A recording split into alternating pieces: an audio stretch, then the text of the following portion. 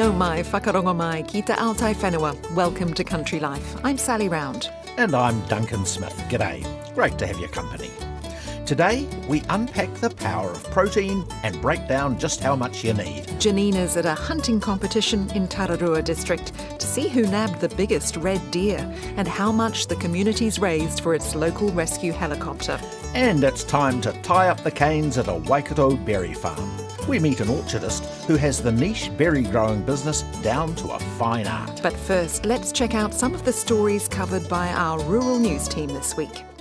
Osprey says it's disappointed that testing has shown 3 farms in Hawke's Bay have herds of cattle infected with TB. The agency which manages control of bovine tuberculosis in New Zealand says routine testing in Hawke's Bay's movement control area showed several infected herds thwarting the goal of eradication. The infected farms are in Pātoka and Glengarry. Osprey says it's putting pest control plans in place and will work with farmers to manage movements of their infected cattle. Biosecurity measures are in place on an arable farm in Canterbury after invasive weed, blackgrass, was detected from a sample of seed from a Canterbury farm. Ivan Laurie from the Foundation for Arable Research says work's still being done to find out how blackgrass got into the affected crop. He says there are restrictions in place on the farm and 3 other properties which might have been impacted. Mr. Laurie says the weed has been detected here before and stamped out. It is really hard to determine the origin. Sometimes it comes from the seed that was sown, something that might have come through the border, or sometimes these things could be present from a previous crop. If we had a widespread distribution of blackgrass seed into all arable farms in New Zealand, it would be really devastating because we have a $1 billion industry and blackgrass can impact, given studies done in the UK and other countries, severe impacts on yield, severe impacts on quality that could lead up to 50% losses of production. Ivan Laurie of the Foundation for Arable Research. Growers are encouraged to report any findings of the exotic pest and disease hotline 0800 80 99 66. Meanwhile, scientists, officials and farmers are warning it's only a matter of time before the plant, dubbed the mad rag, arrives in Waikato, Auckland or further beyond. Madagascar ragwort has bright yellow daisy-like flowers and is widespread around the far north. It's toxic, sometimes fatal for livestock, and its seeds can be viable for up to a decade. Beef farmer Ian Sizer of Tarko River says it spread across a whole paddock within just 4 weeks after the first weed was discovered. He spends up to 2 hours a day hand weeding to keep on top of it and maintain his herd's health. It's everywhere. It's a problem all the way across our farm and, of course, neighbouring farms. It's costing me probably in the region of $70,000 a year to try and deal with this, but the impact on farmers throughout the whole of New Zealand, it could easily be put into millions. So it really is a serious problem if we don't get some control on it. Ian Sizer says there's no effective herbicide for farmers, which must change, and a collective national approach to fast-track the development of longer-term biological controls is vital.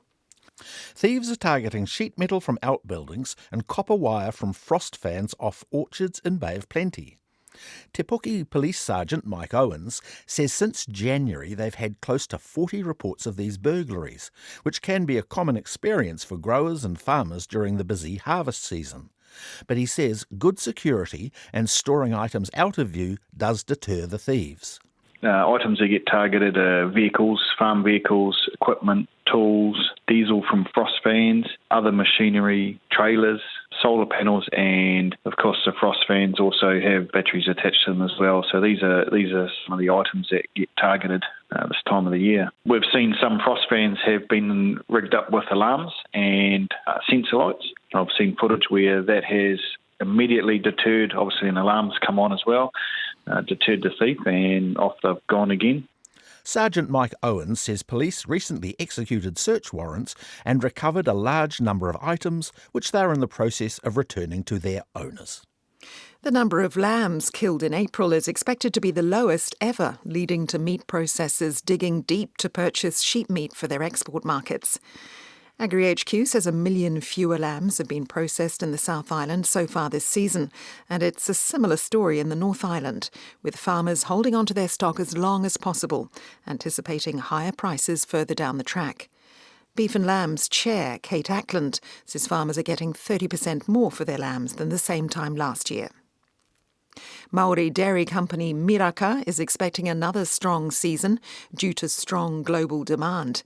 The Taupo-based dairy processor announced an opening 2025-26 season farmgate milk price forecast of $8.85 to $10.85 per kilogram of milk solids, with a midpoint of $9.85.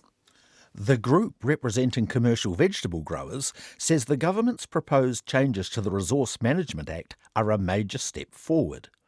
Among the changes outlined last week were new standards to allow commercial vegetable growers to grow food within a catchment without having to get resource consent. Vegetables New Zealand Chair, John Murphy, says regional councils have had too much power over land use consents, and growers in some regions have been weighed down by ongoing litigation and interpretation of regulations. A new strain of apple with a striking pinky red flesh is on its way to markets overseas, and more growers are being sought to increase production. The Fizz variety was developed by Plant and Food Research. Snazzy Fruit has the licence to grow and sell the fruit, and the firm's managing director, Josh Parlane, says there are 16,000 trees in the ground already. The plan is to have many more planted or grafted. He says the first couple of pallets of premium Fizz apples have recently been exported to Taiwan, India, and the Middle East. The berry tones, the strong flavour, it really is a standout. When I first bit into a few apples, I thought, wow, this could really be a winner, particularly because I've lived in Asia before myself. With my Asian hat on, I was thinking this would be something they're definitely into. Josh Parlane hopes Fizz apples will be available to buy in New Zealand next year. And that's the rural news. This is Country Life on RNZ National 101 FM. You've likely heard of the high-protein diet and been told you need to eat more as part of your daily intake. But is it just another fad? Janina Schwannecker decided to check things out and had a chat with distinguished Professor Paul Moen from the Riddett Institute at Massey University's Palmerston North campus. Well, protein is a very important component of the human body, and it's important structurally for the body, but it's also proteins and often peptides which come from proteins that are very, very important in terms of the functioning of the human body. So protein is central to body function and therefore to nutrition. And proteins are supplied to us by the foods that we eat. And actually, people get confused. We don't actually need protein itself. What we need nutritionally is the amino acids that are the building blocks of protein. So amino acids make up protein. And when we eat protein in foods, the protein is broken down in our digestive tract to amino acids. It's the amino acids that are absorbed, and they're the compounds that are actually needed physiologically by the body. There are a lot of different amino acids, but there are 9 that are considered to be essential to be supplied in our diet. They're called the dietary indispensable or dietary essential amino acids. And those amino acids must be supplied in the diet for our bodies to function optimally. And that's why we often talk about protein quality, because some proteins, some foods can supply all of those 9 amino acids readily, where other foods, other proteins do not. They may be deficient in one or more of those essential amino acids. So it's the amino acids that are the building blocks of proteins that the body actually requires. When people talk about a high-protein diet, how much protein do we actually need to consume in a day to be able to get access to those amino acids? Well, that depends upon the age of the person and the weight of the person. But if we're talking about adult humans, the requirement is around about 0.8 grams of protein per kilogram body weight. For a 80 kilogram person, that would be about 65 grams of protein required per day. But then it depends upon the quality of the protein, because that requirement value that's often quoted assumes that the protein consumed is 100% utilisable. Therefore, it assumes it's a very high quality protein. And if you were consuming, say you were just consuming rice, you never ate anything else, you only consume rice. Rice is a low quality protein, and therefore instead of 65 grams a day, you'd need more like 130 grams a day of that rice protein. So it's a little bit complicated, and people don't often think, they just think of protein. But no, we need amino acids. Therefore, the quality of the protein, the ability of that protein to supply those amino acids is very, very important. I suppose this comes down to the quality side of things, but are all protein sources considered equal? Well, no, they're not. There are major differences between proteins. So, animal-based proteins and soybean protein are all considered very high-quality proteins. And if you consume them, you'll consume the amino acids you require. But then a lot of the vegetable-based proteins, a lot of the other ones besides soya, are much lower quality. And you have to consume more of them to meet the amino acid need. So people need to start thinking about amino acids, not just total protein, and they do need to think about the quality of the protein that they're consuming. Where would something like, for example, protein powders fit into that spectrum? Obviously, there's also different protein sources for those protein powders. You get the whey protein, you get plant-based protein. Where do they fit?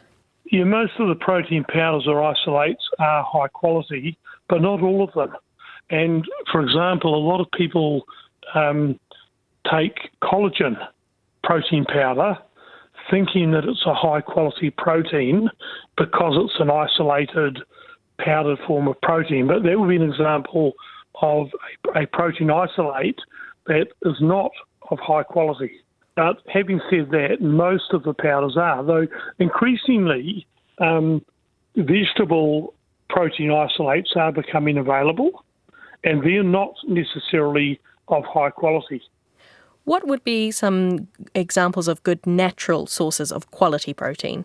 Well, I mean, as a general rule, animal-based proteins, so milk, dairy-based proteins, eggs, meat, fish, they're all very high-quality proteins. They've got all the amino acids you need, and the amino acids are highly digestible and highly available. So they're high-quality proteins. As I say, all the soya products, like soybean isolate, and then the various soya-based foods, they're of very high quality.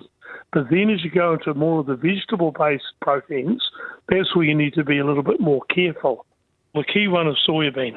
And there's a whole range of soybean products, tofu and tempeh and all those types of materials. That is very high-quality protein. Then you go down to kind of the peas and beans, and those vegetable foods tend to be high in protein, but the quality is not always high.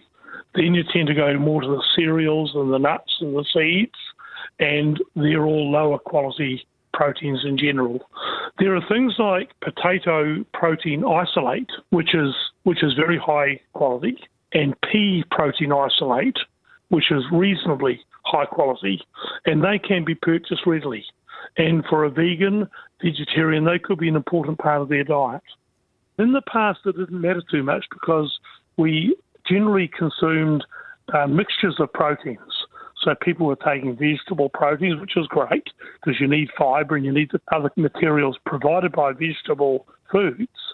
But they're also consuming quite high quantities of animal-based proteins. They're all taking dairy and not usually meat, and their overall diet, the protein quality rating was high. But as we tend to move, there's a movement worldwide to go away from animal-based proteins, more towards vegetable-based proteins. And as we do that, we need to be more careful because one can then easily end up with a dietary pattern where the protein quality rating is low. And then you need to eat more of the protein to meet your requirement. There's been a number of good studies recently looking at the diets of vegetarians and particularly vegans and showing that quite a number of people were not meeting their total protein requirement when it was based in terms of high-quality protein. Will that become more challenging as we do see the rise of alternative proteins grow? I think it will. Not just the rise of alternative proteins, but also a worldwide push towards more vegetable and less animal-based proteins.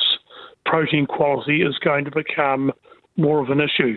And not only that, but also what's happening at the same time are the estimates of how much protein we actually require tend to be trending upwards, particularly for specific groups. Like it's now considered that the elderly need a lot more protein than an adult, just a normal adult. So instead of 0.8, you're talking about maybe 1.5 grams of protein per day. People on weight loss diets would be another example. So protein is a bit of a challenge. And when we look at future world food needs, because the world's population is growing, it's also aging, protein is going to become a major consideration, the meeting of protein needs. Distinguished Professor Paul Moen from the Riddett Institute talking to Janina Schwanecker about protein. You can catch an extended version of the interview on the Country Life podcast or via the website. Go to rnz.co.nz/countrylife. Well, it's that time of year when you can find berry grower Bob Teal tying up long, thorny canes at his orchard near Cambridge.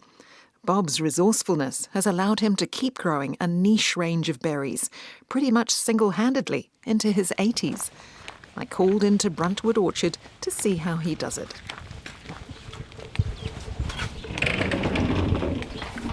This is one of my converted picking trolleys from a pram. So all the... Yes, we're looking at a pram, or pushchair, whatever you want to call it. But the only sweet things going in this old pram are the juicy, fruity sort. So all the seating and so on came off, and I incorporated this rectangular piece of half round, whatever it is. So my red trays can fit in there, and I can put 20 punnets. So we pick directly into the punnet, ready for the market. Do you pick these up from the dump, or where do you get them from? Trade me. Anything that's less than $50, I pick it up. How many of them have you got? Oh, I've got about a dozen of these. Oh, they're very convenient, and they actually do the job, don't they? Yeah, they come with wheels supplied. It even comes with a brake at the back there, so if you're on a slope, you can even stop your trolley running away from you. Have you always been a bit of a fix-it guy or probably, inventor? Yeah. The workshop isn't very tidy, but you can see that I've got most of the stuff that I need. The workshop at Bruntwood Orchard is the hub for Bob Teal's one-man horticulture operation. On 1.5 hectares, supplying early-season berries to local supermarkets. And what are the other inventions you've come up with, Bob? Well, this is my golf cart. It's actually a golf cart, but it's a single-seater golf cart. So when I saw one of these on the golf course, I thought, jeepers, that's just what I need for going down my tunnel houses with spray behind me. Because it's quite narrow. It's narrow enough. Yeah. So I just unplugged the battery because I was charging it up from yesterday's game of golf, and I'll bring it outside for you, and I'll show you how I've connected.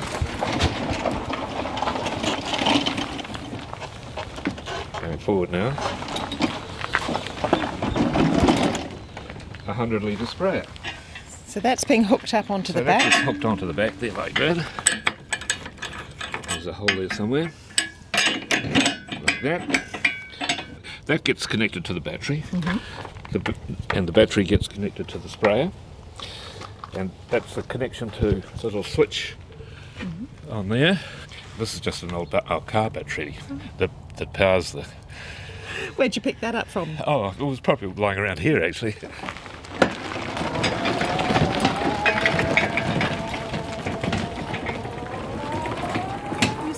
it on the golf course? I use it on the golf course. Well, I've got a truck that can carry it. I don't have to have a special trailer for it. Hence these two here that hold the Got some hold the bungees bag. there. Yeah. It seems to me like you are a bit of a DIY expert, Bob. Well, I made these tunnel houses too. These aren't commercial tunnel houses. Yeah. This is a design that came in over about 25 years of making improvements to what we've got now. Because you have been in the business a long time. 40 years, 45 years. We'll find out about those self-designed tunnel houses in a moment, but first, a bit more about Bob. I've been here since 1980. I had almost 20 years dairy farming first, which enabled me to, when I sold my dairy farm, to be able to buy 80 acres in the Cambridge area, which was better suited to horticulture than the piece of land I owned over at Morrinsville. Did you always want to get into horticulture? Well, I always wanted to get on the land, and my parents had very green fingers. They were not commercial producers of fruit or veggies, but they showed orchids and they showed gerberas, and they clipped their plants and sold the foliage to turners and growers in those days. And pretty green fingers. He also won a competition, which was the Handyman's Garden, 1949. I can just remember had all the people walking in and having a look at Dad's garden. He went in for it once, won it. Handyman. So you've taken after him. But he had a great eye for beauty and a great eye for colour and of timing. Everything had to be timed for the competition. So, yeah, pretty good planner probably. You're a bit of a chip off the old block then? Could be. Mum had green fingers too, though. In the early years, after leaving dairying, Bob grew maize, asparagus and some berries, autumn raspberries, blueberries and strawberries, and then moved to specialise in the more niche varieties he grows now. We're standing by your tunnel houses where the berries are grown. Could you just tell us a little bit about what you grow inside them? Well, I grow 3 varieties of fruit. Raspberries are not tunnel housed. There's only 3 short rows of those, but I have 3 varieties of early blackberry, and they're 4 varieties because one of them doesn't look like a blackberry, but it's labelled a blackberry because it's a derivative of blackberry families. So basically blackberries, but one of them looks like a boysenberry. It's a burgundy colour, and it's called Ranui. Not too many people know about it, but if you see a funny coloured blackberry, try it out, it's worth it. As for the tunnel houses, designed by Bob, well, they're 100 metres long and narrow. Plastic pipes used in plumbing hold up the polythene cover. 4x2s hold up the whole structure, and there's no need for irrigation. The beauty of mine is that all the rain that falls, because they're only individuals over one row, the rain falls within a metre of their roots. So all the rain that they would normally get if it fell on their plant, on the plant itself, still is reachable by the roots of the plant because they go out much further than a metre. So it's really just the warmth that you're creating there? Yeah. There's no shortage of moisture because there's a tunnel over them. It can take a really sort of strong wind. There's given the supports. Yeah.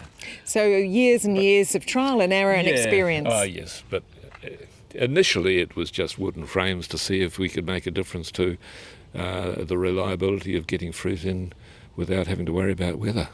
And this is the beauty of having enough tunnel-housed fruit, is that you can pick outdoor fruit if you know it's going to be fine. If you know it's going to be wet the next day, then you pick the outdoor fruit so that you've got the indoor fruit for the wet day. And you can have a continuous supply of fruit because all the supermarkets love to have a continuous supply of fruit. Unreliability is, not what they want. The end of May is time for tying up the long, thorny canes from the berry plants to support the next season's growth. So we're just wandering down through the tunnel house and the canes are spreading over the ground.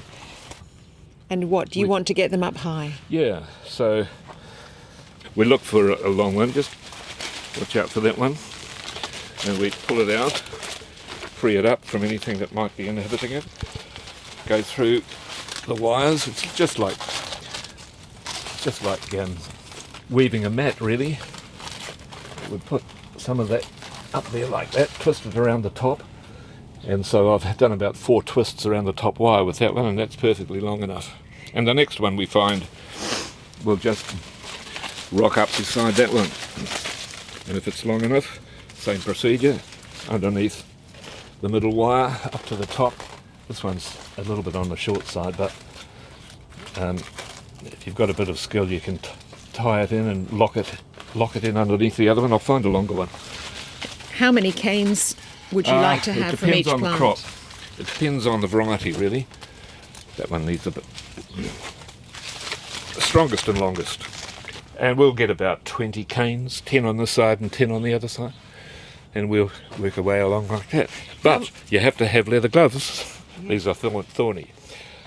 But the idea is to take the thorn away from the picker, so that each of those buds beside that leaf is going to produce about 5 or 6 berry fruit. Do you need to do anything else to the canes? Only control of disease, which is where my little sprayer comes in handy. Just enough room here to trundle down in between the rows. Yeah. And have you had many injuries over the years from handling these canes? Oh, no. Yeah, get a thorn or two, that's all. It's because I go and do something without my gloves on. Yeah. You go through a few pairs of gloves, I go through a few pairs, yeah. In fact, some are these have been patched. If you find the right glue, you can actually cut them up and put a patch on. They're very heavy-duty gloves. Welding gloves. Welding gloves? They're welding gloves. So one of the hazards of the berry industry for you is the thorns, but you're managing with your... They've produced a great variety of fruit. It's one disadvantage is all the early ones basically have got thorns, as far as the blackberries are concerned. There are thornless blackberries, but their main crop, which is coming in February, so a lot of the growers prefer to handle those. But, mine are finished by then. I can hear lots of birds. How do you keep the birds away here? I have a slug gun. And they only have to see me now and they run, they fly. So they can still get in? That's the pukekos I'm talking about. But little birds, blackbirds, I net them over. I have netting that I drop once we've tied up. The netting drops. My biggest pest is the rabbit that chews through the netting and allows the birds in. Bob only takes on a couple of people to help him pick and tie up canes ready for the next season. He says the skills he's acquired over many years aren't taught these days. I think most growers, if you were going to go into it, you just go and find someone like me and get someone to, get them to show you what to do. Because there's no industry that teaches small crop berry fruit growing really. Crop and food are great when it comes to developing and working in with other countries on new developments and so on. There's been a new raspberry that's come onto the market in the last few years, but when it comes to actually the hands-on how to do it, you really just have to go to another grower to find out how to do it. It's slightly different than strawberries, of course, and blueberries, because there's quite an industry behind those too. This is more of a niche industry? This is more of a niche industry, yeah. Is there not the demand for these berries, or...? Probably not. Certainly not in comparison with strawberries and blueberries. Blueberries have it over soft fruit in that they keep for so long. You can put them in the fridge for 2 or 3 weeks. You can send them around the world and bring them back again and they're still fine. You couldn't get to England with mine. There'd be too much shaking. There'd be too much juice in the bottom. And a lot of supermarkets are reluctant to take them because their shelf life is not so great. Yeah. So who is your market? Supermarkets. Yeah. Local? Yeah, local. It's all local. Are there many people who want to get into this sort of berry fruit? Can't imagine. Actually, just the thorns on the fruit that I grow put people off. Do they? Yeah. It's hard to imagine that you can actually manage crops that have got such thorny plants, because one of the varieties at the far end of this block came onto the market and it was well received as far as the fruit was concerned, but more than one grower said, "Oh no, I'm not going to handle that." And I suspect that it's because they don't know how to properly hang them. How long do you think you'll keep on running the berry hang? For as long as I don't mind getting up in the morning. If it becomes a struggle, I might give it away. But it's a pretty good lifestyle. My son lives in that house there. He gives me a meal now and again. Did you think you'd still be doing this at 80? No, I didn't think I'd be doing it at 80, but then Mum lived to 101, so if I've got her genes. Bob Teal of Bruntwood Orchard near Cambridge. In April, Bob received accolades for his thriving small-scale horticulture business, winning awards for agribusiness management and innovation with the New Zealand Farm Environment Trust.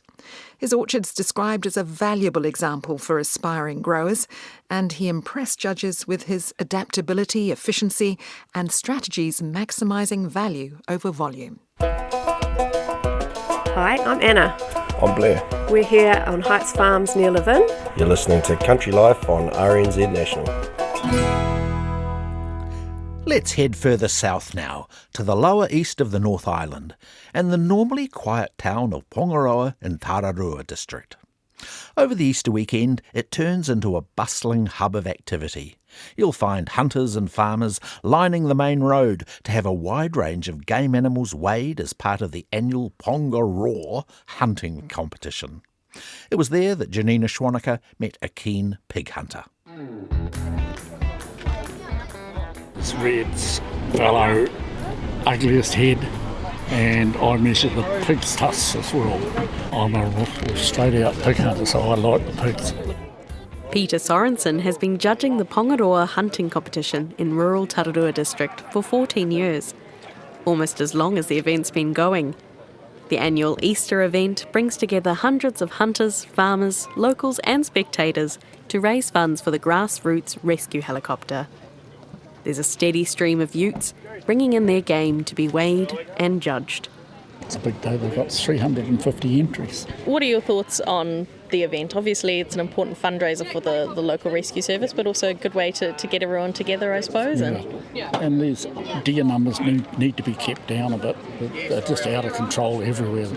And it's good for the locals and more than locals as well. I heard Did you get a few visitors? Or? I heard yesterday on the radio, going home from hunting, that somebody from Coromandel had driven down to come and see. Well, must be going to bring an animal down to weigh in. Must have entered because that finished a week ago. I suppose some good prizes up for grabs as well. There's plenty opportunity to win.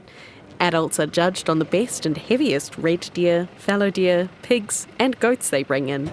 For the kids, there's prizes for the best possums, turkeys, rabbits and hares. There's also an obstacle course, which is where I'm headed to next. The kids choose between a dead pig or rabbit, which they carry on their back around the course, jumping hay bales and pallets, weaving between cones and fences, and then finally clearing the creek. Go, go, go! Woo! 22.87. 8-year-old Sid Elmers has already had his turn around the track. It was a bit heavy. It took me a couple of seconds to do it. What was the hardest part of the track, you reckon? Probably getting over those high things. Yeah, I can imagine having to jump over them. Was this the pig you carried here, this little spotted one? Yeah, I carried the spotted one. Oh, nice. Do you know what your time was? No, not sure. You bet it was fast, though. Yeah. Did you enter anything in the weigh-in competition as well? I only entered a hare and a turkey. That's pretty good. That's a good effort. Yeah. Do you guys want to add any comments or anything? Or? Oh no, he just said he shot his first hare, didn't you, mate? What was your first hare? And I shot 2 turkeys. Dad Jason Elmers is a keen hunter himself and says the competition helps with conservation efforts on farm. Me and my family have been farming here for a while now, so fairly local. And not your first time at the Pongaroa event as well. What's brought you guys out this weekend? Just to support the community with the events that they do put on, to try and stop the community fading. It's always good to come and support whatever's happening, but yeah, also to keep on top of the pests and get the kids involved in these things, hunting and gathering. It is a way of life. You can get something out of it to eat. I hear Sid's had a pretty successful weekend. Have you put in any entries? Or? No, Sid's had a great weekend. He's shot his first hare and his first couple of turkeys on his own this weekend, but myself, I didn't get the opportunity to see anything. How long have you guys been hunting for, I suppose, and Sid's just starting out, really? Just been hunting on and off, throughout your life, really. My father's quite involved with the local gun club, a lot of claybird shooting down there and also rifles and things. So, yeah, hunting's always been there because, yeah, there's always stuff that you don't want on your farm. What is the worst pest in these kind of areas? Is it pigs, or is it? I hear the possums have made a bit of a resurgence recently. Well, yeah, obviously, I guess you see the physical damage that the pigs leave behind when they've been there, which clearly isn't helped by them planting half the outfit in pine trees, which gives them a good place to hide and come out to our clear country to make a mess. But yeah, I guess the pigs leave the biggest mess behind that you can't see, but yeah, going forward with the possums and stoats and things like that, the TB and stuff like that's going to come a bit of more of an issue now. Got to keep on top of it. Yeah. Gotcha. Yeah. Utes continue to wind down the usually quiet main street of Pongaroa, waiting for their turn to weigh in. I check back in with Peter to see how the judging's going. You wouldn't have much steering with all that load on the back, would it? Yeah, no, it looked pretty heavy, eh? That's a beaut. Some pretty big fat fallow, I thought, and obviously a very good sized red. Seen some good heads starting to come in, some good antlers. Yeah, it's one beautiful red head there. 14 pointer. Oh, nice. Really even, so he's by far the best at the moment. For some of our listeners who might not know Peter, could you tell me a little bit about the difference, at least with the deer? So what makes a red deer a red deer? The colouring of its coat, and they're obviously the largest of the species? Yeah, well, it's just like sheep and cattle. You have different breeds. And yeah, the red deer used to be dominant around here, but slowly but surely the fallow have taken over. There's nobody shot them for a start because they were just new in the area, and now they're everywhere. So. And so fallow deer are a little bit different from red deer, a little bit smaller. Yeah, they tend to have quite a lot smaller. The spotted coat and the thicker antlers? No. Or wider? They have palms. They grow big palms here, and the red deer doesn't do that. That's the difference, really. It's not. Do you think one tastes better? Or all taste the same? They're all pretty nice. Called the Pongaroa, the event coincides with the roar, the mating season where stags become more vocal. It's been a good weekend for Marama Kariana from Ohanga Station, who bagged the big red deer Peter pointed out earlier. We did pretty well. What did you get in the bag this weekend?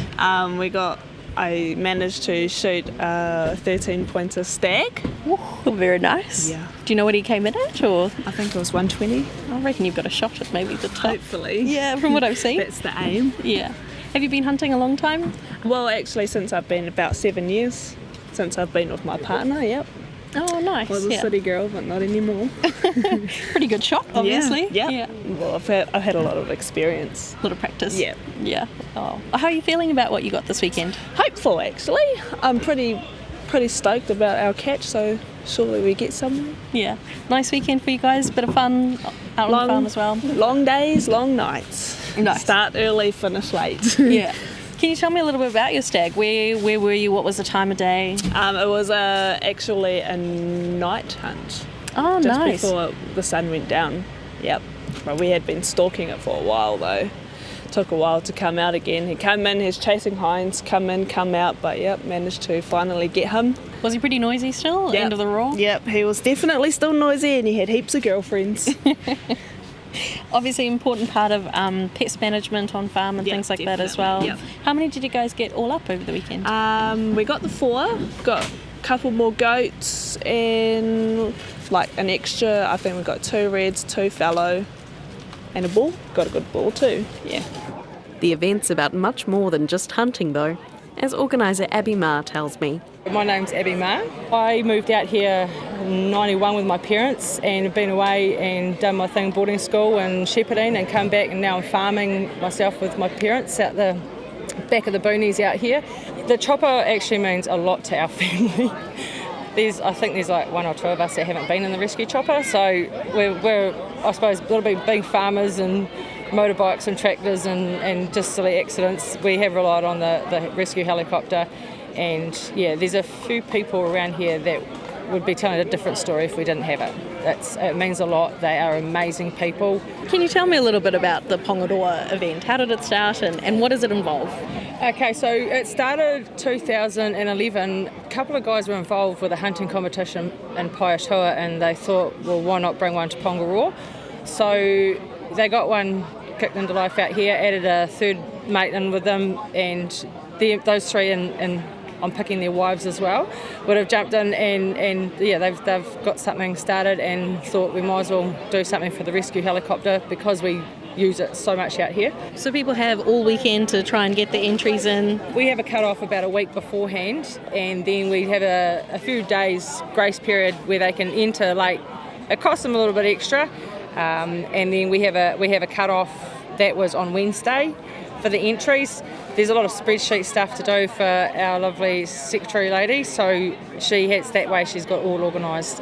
And the thing is, we want to be organised too, because everybody in the committee hunts for the comp. We all enter, we all hunt, and so we try and have that stuff organised at least a few days beforehand. So the different categories people can enter: red, fallow deer, goats, pigs, anything else? Yep. So the open have got their red, their fallow, their boar and a goat. Those same categories again for the junior, and then we combine all those people and we'll have an average weight for a boar, average weight for a red stag, and also average weight for the fallow. Then anybody that brings in their deer heads, we have a best red head, best fallow head, and we also have best tusks for the boars. And one we threw in a little while ago to kind of promote it a little bit is the ugliest deer head. So people are culling those because it seems a bit of a shame to shoot a nice one, and it's quite nice watching them cruise around. And then the kids have obviously got their rabbits, hares, turkeys and possums. And then at the end of it we have what we call the raw four. So if you team of you want to get together and try and get, we combine your weights from your heaviest red, your heaviest fallow, and your pig and your goat, and those all turn into points, and whoever's got the most points across those four animals wins the raw four. So that's quite a good one to win. The line just doesn't stop with all of the utes and things. It goes down, then it flares up again. So it's good. It's good. Some pretty impressive stuff coming through as well from what I've seen. No, we're actually been quite lucky this year. The reds have finished roaring, but there's still some reasonably heavy ones considering what I thought we were going to get. And fallow will pretty wane up quite nicely, and lots of deer heads by the looks.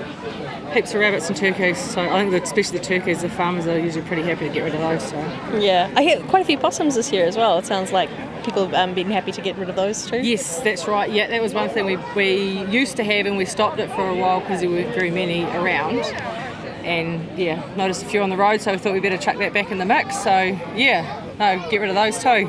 Like you look at the pig side of things, you get a pig come out to the farm certain times of the year, they come out and they root up the ground. So for those that don't know, the pig goes out there, uses his nose to dig up the ground, eats the grubs and the worms underneath.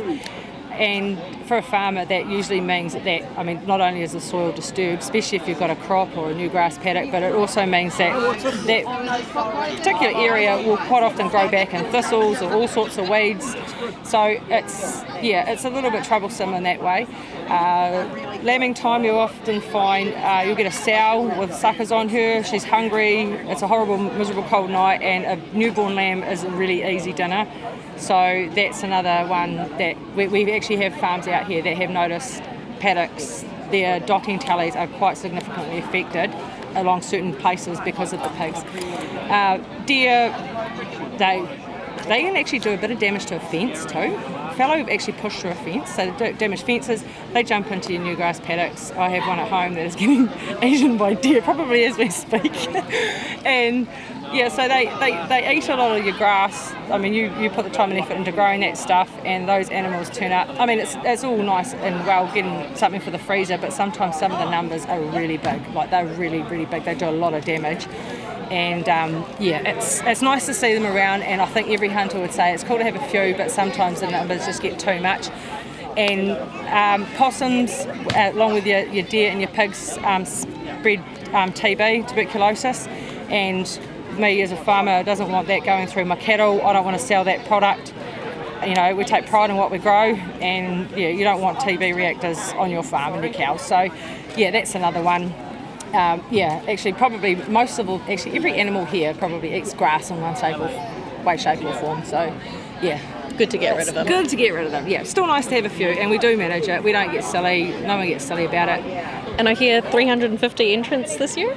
Just shy of that, I think, about, like 320 something odd. So, yeah, I haven't actually heard the numbers definitely, but yeah, no, it's good turnout, and yeah, no, it's good to have that sort of numbers again, so keeps the chopper healthy. Last year, they helped raise $6,000 for the local rescue helicopter. Aircrew officer Waka Rimini operates the winch on the rescue helicopter. He's a regular visitor in Pongaroa. So the last few years, the Pongaroa pub and Abbey and her crew have been organising this type of hunt, and keen hunter myself. I was happy once I came on board with the grassroots rescue helicopter. I pretty much volunteered to come on out and show my support to pretty much this whole sort of event. Bearing in mind that we fly out here quite often from the Manawatu. We come out here. I help train some of the St. John personnel here as well when I used to work for them. So I sort of got a bit of a love for the East Coast side of things, and especially the rural sort of with my wife's family who got a farm over in Alfreton. What are the sort of call-outs you see in rural, when you come out to the rural areas, to the farms, what are the sort of jobs you might be called for? Yep, so I'm afraid it's a bit of a big range of when it comes to medical history, whether it might be cardiac involvement, but we also have quad bike accidents. There's quite a rise at the moment as well. But it can be anything from somebody just not feeling well that needs to get to high medical care as quick as possible, right down to farm type accidents as well, which is quite tractor accidents, kids riding around on their motorbikes and stuff like that as well. We've had a few people getting whacked up with the bulls, rams, crazy rams. So yeah, sort of it's a big range, but it's quite important that it will take probably about an hour and a half to 2 hours for an ambulance to get out here if available. So with our chopper, we can be out here within 16 minutes. Since 2011, the event has raised about $36,000 for the rescue helicopter. It's an essential but costly service. Yeah, for the fundraising, this type of funds they can go through, not just for operating off the helicopter, but our equipment. So just our helmets themselves that we wear are $3,500 just for a set of helmet. Then you've got all the other technical side of things with our syringe drivers, our defibrillators, just the bags, the little called bean bag that we put patients on that may be suffering from spinal injuries. They're just like a specialist type of equipment that we hold in our helicopter that sometimes the ambulances don't hold. So that sort of equipment, and just our winch equipment as well, which is pretty important. Some of the farmers, hunters, trampers all get themselves into some pretty funny type sort of areas up in the Pukatois or up in the Tararuas. Our winch comes into play then. So that's probably our specialty as well, is to be able to get people out of the sort of ugly situations. After a long day, it's finally time for the prize giving. And time to find out who brought in the biggest stag. Just about ready to go with our prize giving. This year's event saw about $13,000 raised for the grassroots rescue helicopter. Over the course of the weekend, competitors made a solid dent into local pest populations too, with 43 red stags, 52 fallow buck, 23 boars, 34 goats, 51 turkeys, 51 hares, 22 rabbits, and 34 possums brought in to be weighed. Not bad. There were plenty of prizes too, with $200 awarded for the heaviest red, fallow or boar. 120 kilos, Ben Sparks. And our heaviest red stag was actually the same weight as Ben's. Rules of the competition said... This year's winner of the heaviest stag will be familiar. So well done to Marama Piti. Marama Kariana. 120 kilo red stag, bought in first thing today. Well done to Ben and Marama. Get this red stag. Ka pai marama. Janina also spoke to Pongaroa event organiser Abbey Maher, Waka Rimini from the Grassroots Helicopter, Jason and Sid Elmers, and Peter Sorensen. Well, that's it for this episode of Country Life. You can find out more about the stories you've heard by checking out our show notes. And do keep sending in your feedback to country@rnz.co.nz. We'd hate for you to miss an episode of Country Life, so make sure you click follow on your app. And if you're enjoying the programme, give us a shout on social media or tell a friend by sharing the show. In the field today were Janina Schwanecker and me, Sally Round. Studio production by David Knowles and Steve Burridge. Cheerio. Ka kite anō.